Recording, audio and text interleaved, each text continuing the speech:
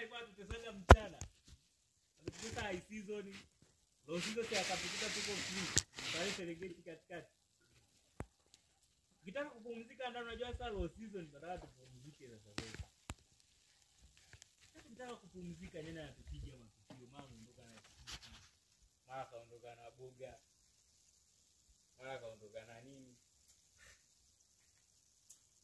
Sasa pia katukuta tuko free basi. Baba akasema huyu leo ama zetu ama zake. Leo tunafanya leo project ya leo.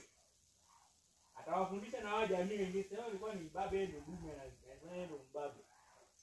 Project ya leo ni kumshika huyu. Tukachukua kile kitendo unaona kama kila mmoja kitendo cha uchafu. Nakiweka hapo.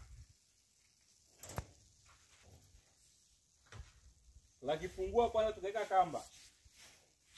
Weka mikate huko ndani boga. Weka mikate mazaga nini. Weka na chips ya tegesha kutoka na kamba hii kutoka kamba ambayo wamekaa hivi. Kaja pale. Akakota mikate anakula si akadumbukia. Ile si tumeweka kama kamti hivi tumefungua. Hiyo ndio ilipoingia. Tulimpiga siku hiyo.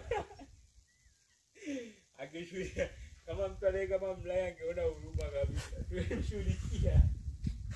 Paka. Jeni wengine wakiwa kiona ile eneo. Wanaposikia jirani yao anaposhughulikia